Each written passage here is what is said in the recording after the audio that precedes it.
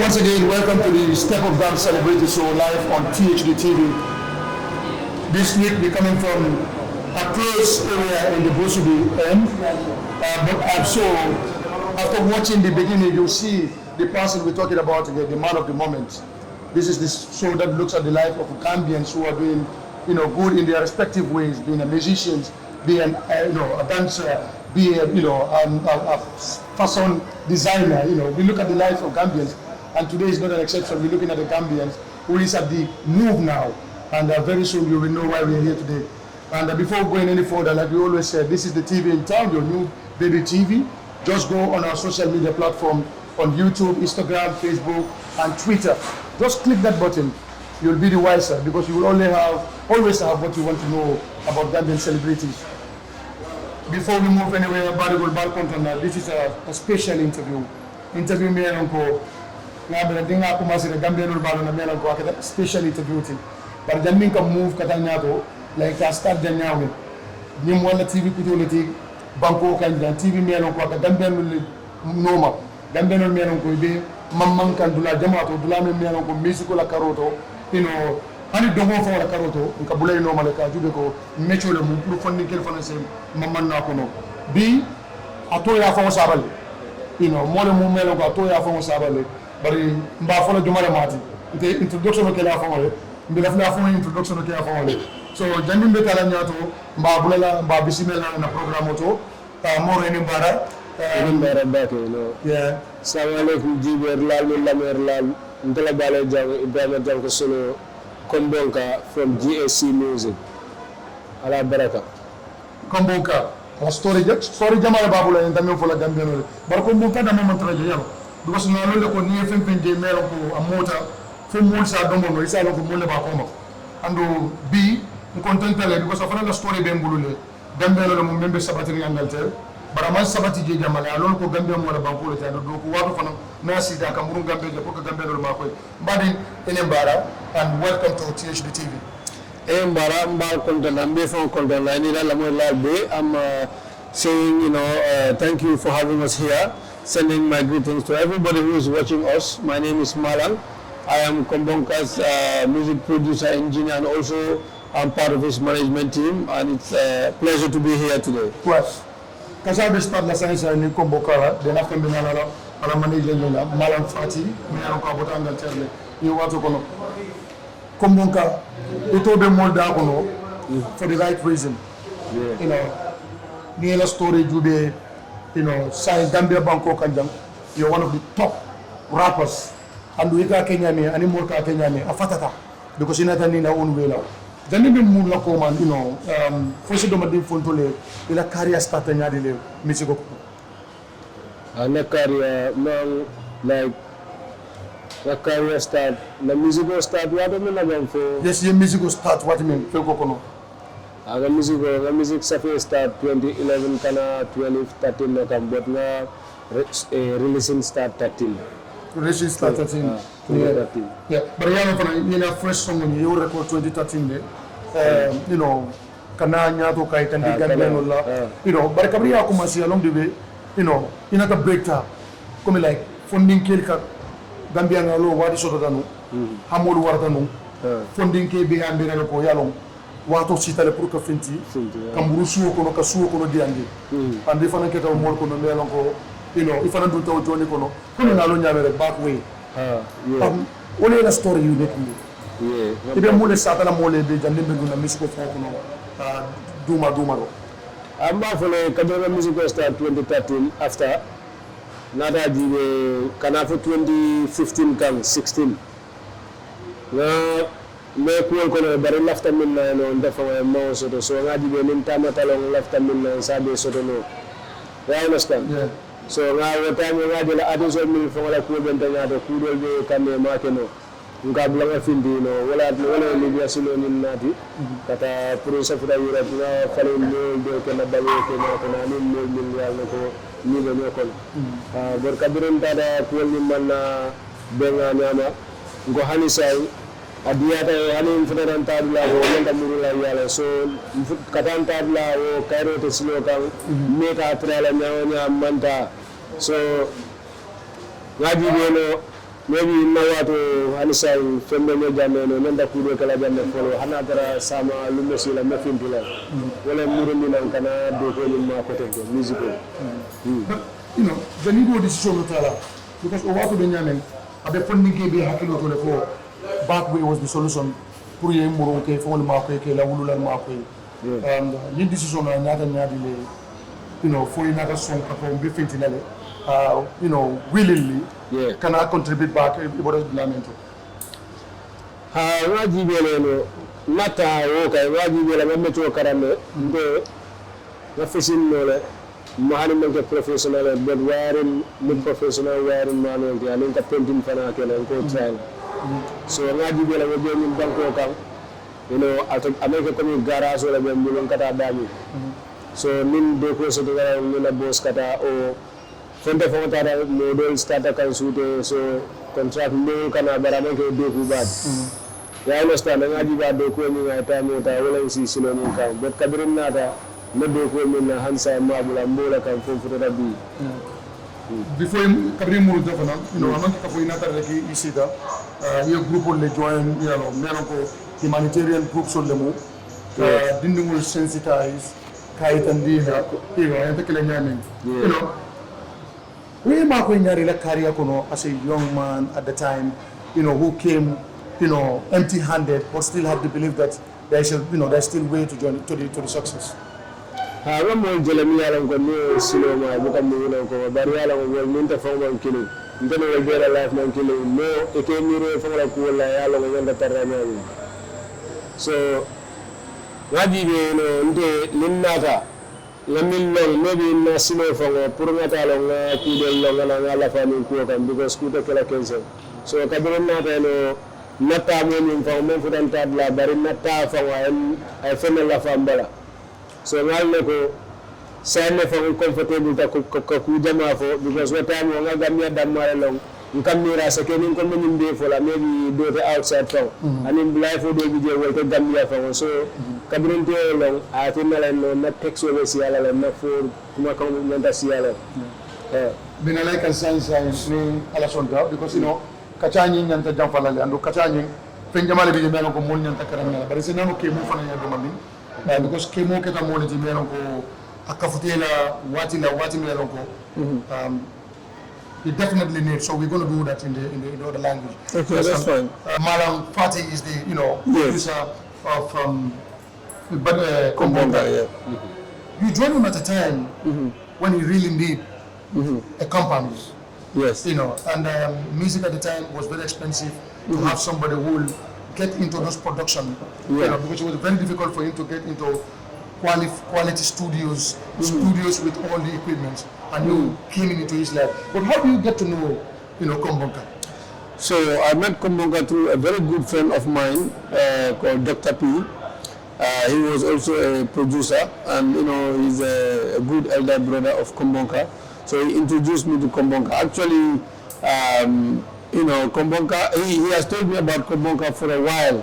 But I was not really ready to come back here and start a label or start working with artists, because myself back then I was going to university, I was studying music technology.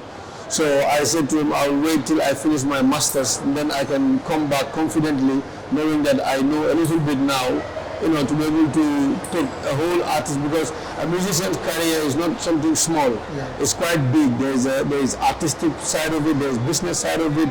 There's also they'll need a lot of moral support and a lot of things. So at the time when he first told me about Kombonka, I knew I couldn't deliver that.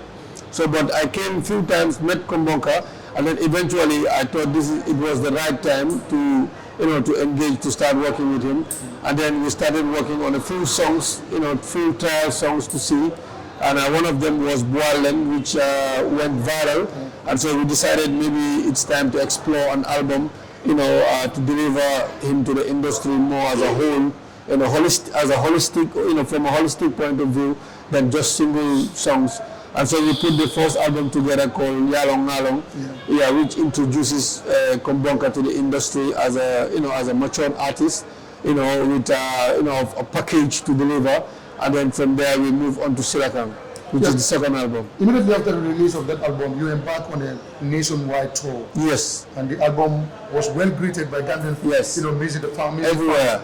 So, what were the, work put behind the scene to be able to, extend the message that, Kombonka need to give to the young people of this country? Yeah. So that work, to be honest, was not really difficult because all the work was done already in the album. The message in the album itself was sensitizing enough for the people to come out and welcome him everywhere he goes. Yeah. Because as soon as the message gets there, they want to see the messenger. Everybody, even during the nationwide tour, we didn't have to work hard to get to places. Those places were booking him. When is he coming here? When is he coming here? We want him here. And so we worked with promoters all around the country, and we set up shows in different places. But these were not those shows. We will go a day before. People will come, gather around him. He will talk to them about his journey, his story. It will inspire them, and of course, at the night then they will come to the show, which will be not just an entertainment, but also to educate them through the songs. And, the branding also helped a lot because the branding for Kombonka is, we brand him as the Manding Rap King. Yes. So that branding alone, creates a lot of curiosity. People want to know why is he calling himself Manding Rap King? What is the confidence behind that branding? And also breaking that down throughout the tour also created a lot of interest into his music and stuff. So there's a lot that went behind the scenes, but it was not difficult at all because the message, which was the foundation, was already there in the album itself. So you listen to the album and you already have the vibe, you already know what is coming. So the rest was just icing on the cake for us. That's also because we're getting back to you to know some things about it. Yeah. When I hear for again, Kabri Muruta Bab, we're still going to stay with your story because that is what inspiring many youngsters, especially those who return back from the bad way, journey. Kabri Inata, Imuruta Straits, Kujamarketa, Kata family level, because musical, Beka Jericho sometimes like a difficult level after on a family level or for you mero nimpa bin nele yalo isa lonko unte fana na harjebe tinjila ni nyima folla so kadu studio kono fana comme malam fana no for science kadu studio kono studio meno by quality material soto o fana keta challenges to kono ya kata nyaari le foko na konka ke fo establish kabrin nata advice jamala keta ya understand model kone kone music for bula I understand because before that time of Sina made a new cool time jamata about film Kenya I understand yeah so not that maybe sometimes kata wala mena what do we ngata singa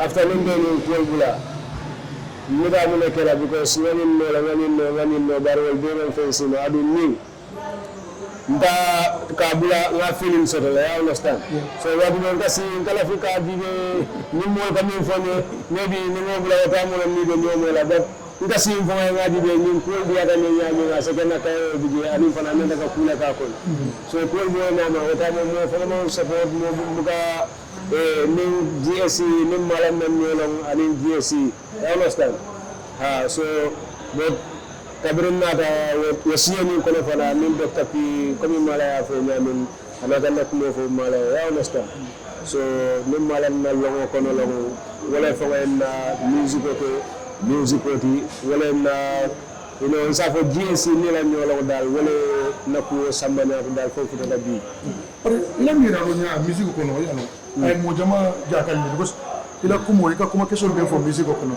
andu ye culture fana jugi bakele ila music ko man komi bantalo kulta bakele ay fo wala ciosanu la jugi ani dandala ciosanu yalla o man ke dindi hakilo ti dal ona ta nyari le wo ndam bukasi lamin ko mira I understand ndaka denkilo la dar ni nata denkilo ni video men ndaka finti nyami o man ken tadam mala mira roti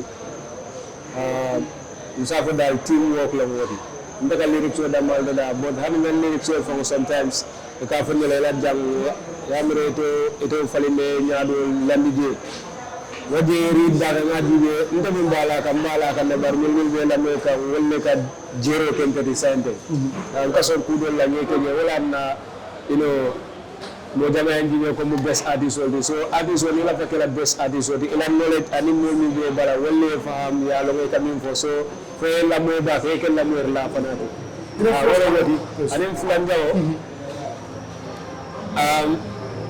ndam mu ngaden kilo la mu gameno de ngaden kilo la mo bele Yes. ya understand bari na kawami moy wala ko tan na ngadi ben 7 kilo la no wala man mi ka kawti ya understand so o mani ka wala ko tan pour ngala message expose wala na mo moy na kumo abe wara le fela because kawami moy dan ko tan na mo la fokki But me today, ila musical kono fana. Akamutali like for la story ni explain jele. Coming Jama more understand, why Kombonka ko choose, how musical choose, amasila do choose.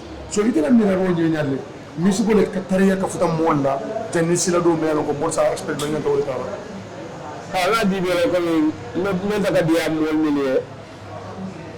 African long adung ila lifestyle no daga dia mol so wala na ade second ni tamang English, make an English student before.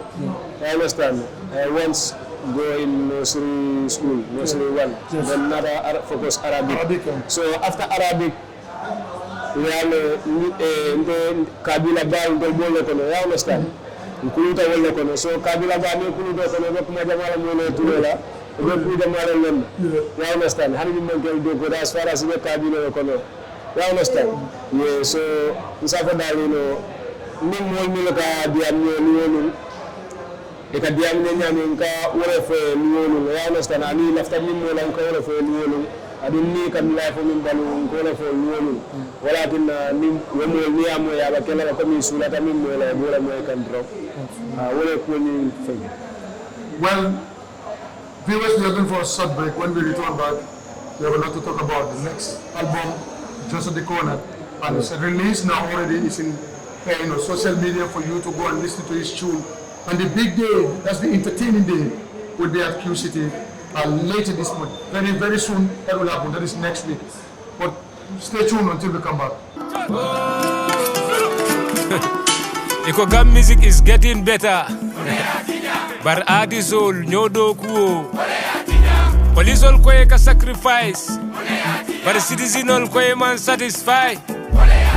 Do se duwaye pour ye kuto tey kilingu se dende kane kulo tey kano be siyari ndol ma soto bi majamaje kuni gatilin ndol la mata bi ito sonta kudo ke la jamae bi asekate tonyati nate dol se bula bi ngo jama nyingole sene ata bari jusol kono mimbi je.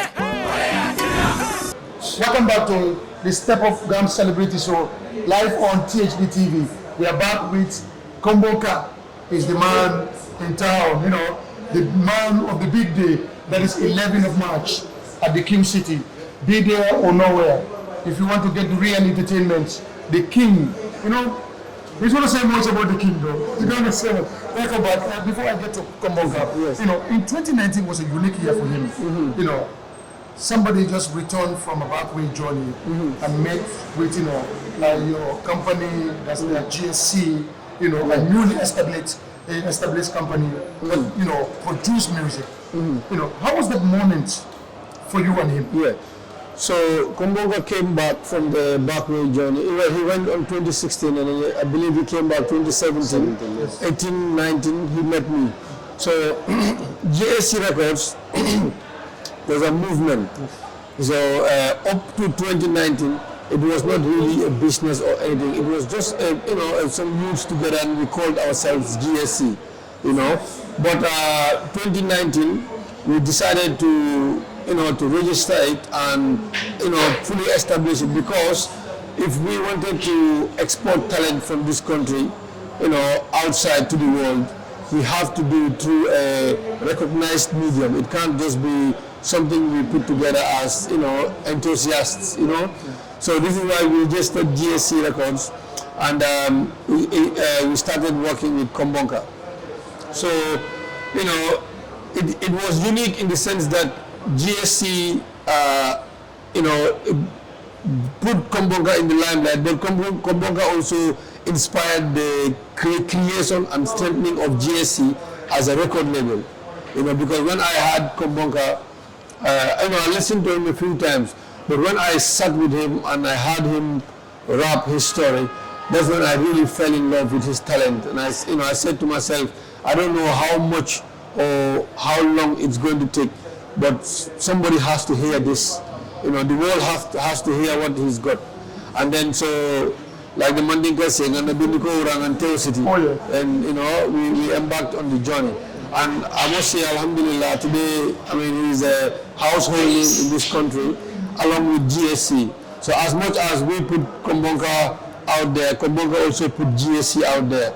You know, I believe GSC would have gone far, but if we didn't work with Kombonka, maybe we would not have also reached this level of respect in this country as a record label.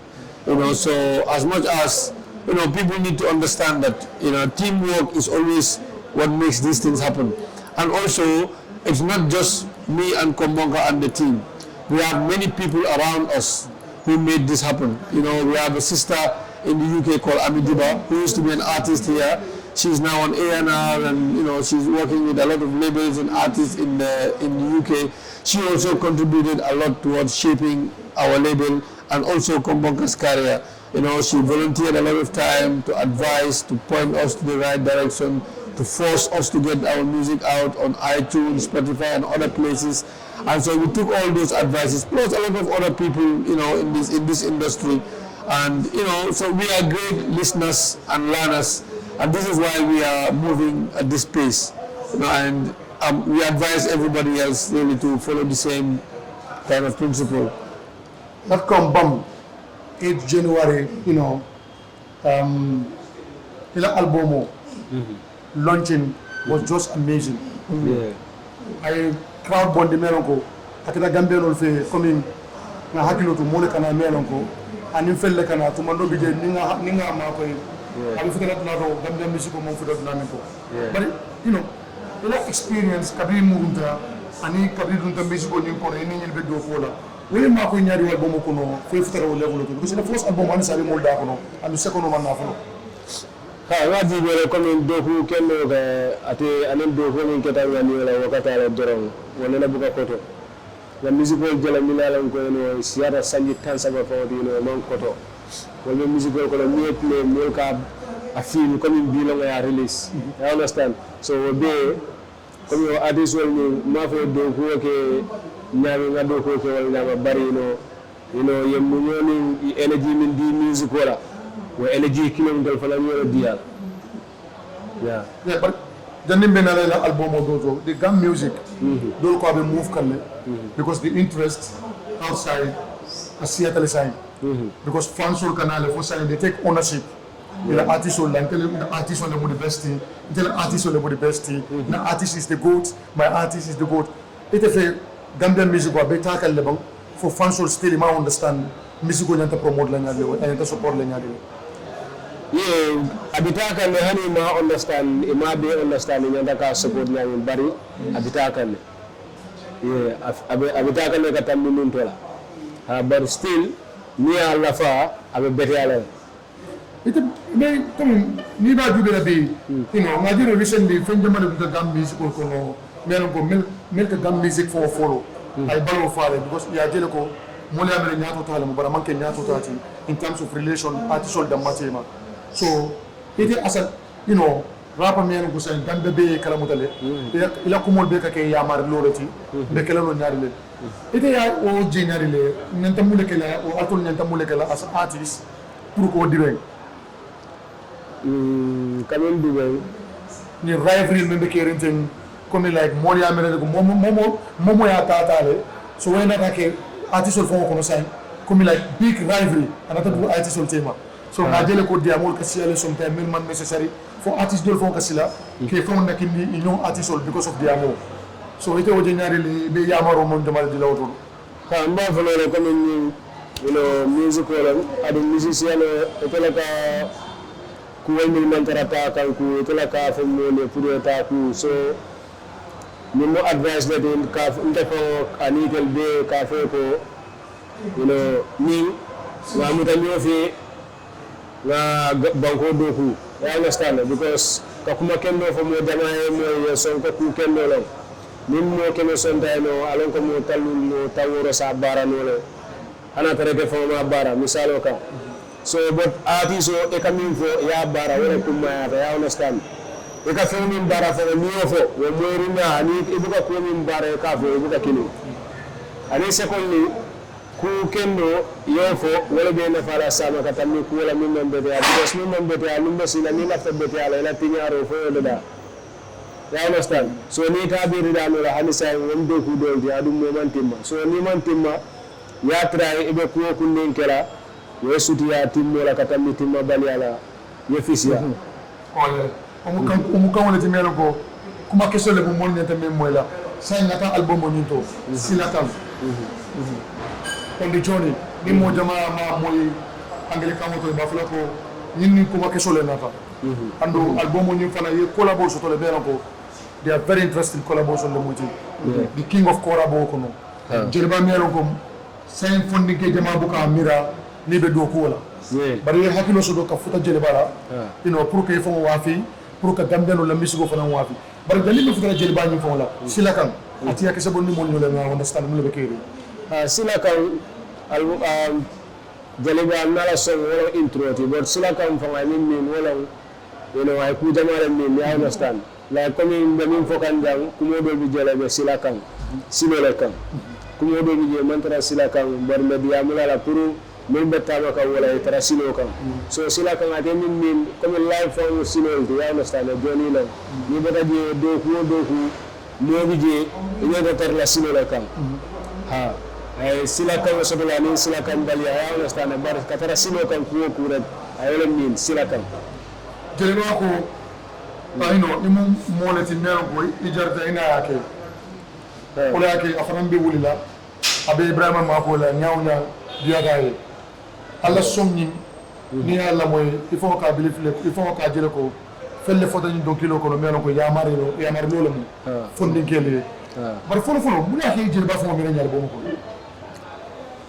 jaliba e inspire no kabrin bedini yare ya understand so wato mina nka jaliba la mo manke biti we seku ba fata ko tarabaluru ne nka seku ba fata ko fo wala mo la men dindi yar kaseto be keru so musical media system of understand so nka wala la me no wata mo ka music do la me ba ko fo jaliba tata dindi you know seku ba fata ko artist ba nka mil me wala ani yusundur ani Msafo Salif Keita ñol Baba Mal ñol ya understand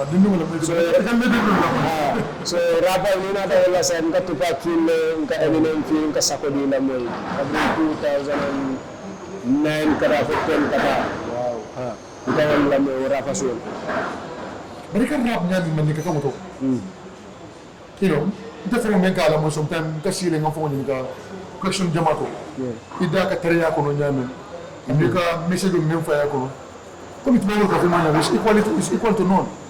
And Jamaya believe the Gam music on your side. You are the king of rap in Mandinka.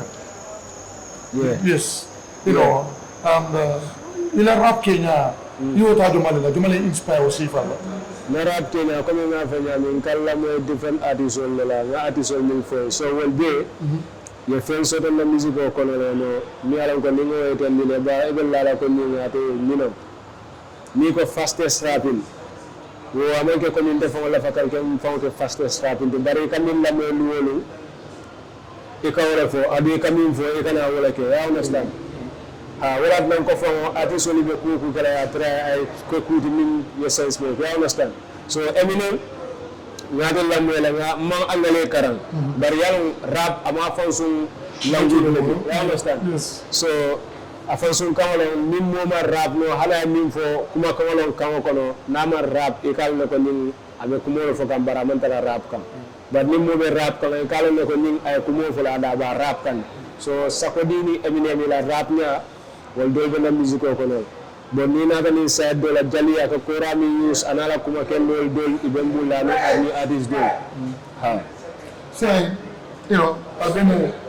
launch tale on album kay fi ditale wardi donc il be mol tunul tole ba la moy kan ni watol de kono bar lumba fo kata kulli o mu on the level lati and wani suuto fo albe do ko la because janin to fo be interview ni start la akamu ta bora do ko wala so akamu ta do ko be be tembo dum la to sa a saint on kayno ticket wa fo be start la de mela bake sama o sinindingu amon atatamira wala ni ala sonda so anim fana katani ni mo dola komi ni programme ni tangala mati ni banko kan na min dang fo wati do so mbesa katanga futa je watu la fana ya understand fe nyama ma bodilla ku dama ma bodilla mi yalan ko abeta fono la social media ni dala dia mo bari kake yon taraje ba jolal ila fa kiusiti fo jam time do male komi danni ba fo la soni la ila fa time di male ni mi ata kay bay mi dala mi kibe dum na nyami nga lafta le one or half one ya tara say kuwel miro suti ada tong la because 2 o'clock wanda kan tara stage kan inshallah ila collabo dum ila artiste menon ko ye kafula ben sina video yalo so be ngari le no o moy bidje le Musa Fili bidje anin Jizul Attack anin Jaliba anin Kabi wow so anina last year album ni artiste will be there will follow me be so performance sort of yeah I mean artist day well Malang like you just said Silakan is already the album is already released. Yes. The big launching will be on March 11th of March, and before we met tonight you were busy working. Yes. What level is the stage now? So this event is going to be completely different from last year. We have a lot of surprises, in stock. It's going to be a 3-part performance. We're going to give 3 different performances. So we will have a semi-live kind of acoustic performance of some of the songs. We will also have a theatrical performance for the first time in the Gambia, where some of the songs we will have a little bit of, drama and other surprises on the stage. And then we will also have, Kombonka to come out, and do some explosive performances for some of the younger fans. Because Kombonka's music is not just for young people. He has a lot of elderly fans who all want to come to the show. Wow. So we have to give them something. You understand? And obviously, those are not the kinds who would be jumping, or because they are a bit old. They need to see yes. So some people come for the message. We need to give them a performance that is centered around delivering a message. Some people come, to see some action. We need to give them that. Some people come also to, mass up the place. Of course, they buy their tickets to see that. Oh, yeah. We need to give it to them. So this is why we are doing a 3-part performance. But also, because of that, we want to start early. Because we cannot be delivering all that in a very short time. Yeah. So we want the fans to buy their tickets, latest 9, 10 o'clock. We want that place to be jam-packed and the show is ready to start. Wow. We give you all your performances, the platform, we want to open it to some of our favorite upcoming artists, but we also want to bring some even unknown artists to give them a chance, and then we have our honorable guest artists in this country, those who have done albums, they deserve to come on there and have a piece of our pie. Yeah. We don't mind, we'll give it to them. And then we want to, come and give the people Kombonka and Silakan. Yeah. And we want to deliver that in style. And to be able to do that, we want people to really come early. Let's start the show 9 o'clock, 10 o'clock. Let the place be jam-packed. Let us move, so that you can have your artists early on stage and we deliver the show as quick as possible. THD will be there live to give you all the actions that is going to come from Kombonka, Mojamako, king of Gambian rappers now. You receive me. no asakelo momo asakelo kindi no barande wulu tala ko min kin nin ko king mantara mansa ni no la momo ndem mansa de wulu tala ko mansa so mu mansalati e wulu ta mansa yalla so ni mu fara mo ñoo sabara mansa yalla yes so album be ñame say artiste men ñantana if ta be la say so we expecting to see Gambia artiste ye funtina coming expect ñame yeah so finally dem le fo la artiste la fan so le because so ñi mantale say kuma la bombe fala la falso le mba fala ko ene de disappoint la Kombonka la side you know so ari second limbe do ko la fala la sawo san kana nyami you know kata drong ya understand kala give up ye intelta fali la no benna ko ko la no yeah so e kala ni na fana ko 11 March partita kerim blato for Q City so maybe denje dal it's been Kombonka getting ready for the 11th of March at the Q City like you said no party that night. The place to be, Q City.